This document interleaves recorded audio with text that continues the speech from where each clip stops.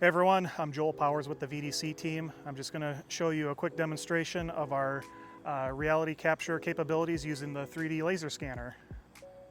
So when we laser scan on a job site, we have to do multiple setups. So the scanner captures whatever it sees. So what it's doing right now is it's doing its first 180-degree rotation, and it's shooting a laser off in all sorts of directions. And then every surface that the laser comes into contact with, that gets reflected back to the machine, and the machine then does a calculation of the time travel distance for that reflection. And what it does is that surface that it hits is it puts a point in space. So when we're all done with this 3D laser scan, we're going to have a 3D file that is comprised of millions of points in space. So we'll have a 3D model of what we just scanned. And then on the second 180-degree rotation from the scanner, it's taking 360 photos.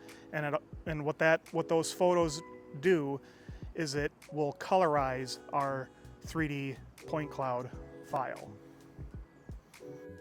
So once we're done scanning out in the field, we bring the scans back into the office and run it through a software that will register all the scans that we did out on site. And then what we end up with when that's all done is a point cloud file, which is a 3D representation of what we had just scanned out on site. So we have a highly accurate and highly detailed 3D model of what we scanned out on the job site. And really, once we have this 3D model, the uses of this model are limitless. So once we have the data, it can be used in a number of different ways. One of the ways that we've found very beneficial to use these models is to overlay these scans with our concrete model that we have created in Autodesk Revit.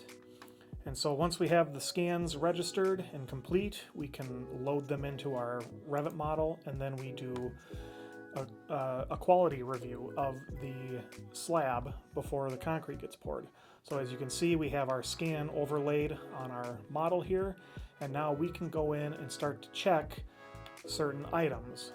Some of the things that we verify are, do we have embed plates installed out on site according to the model that we have created? We also check any openings in the slab. This right here is an MEP opening for ductwork, and we can see that the scan has picked up the formwork for that opening, and you can see highlighted there is the opening that we have modeled in our file here. So we're lining up out on site where we have it coordinated in our model. So those are just a few of the things that we verify when we do a scan of a concrete slab before they pour the concrete.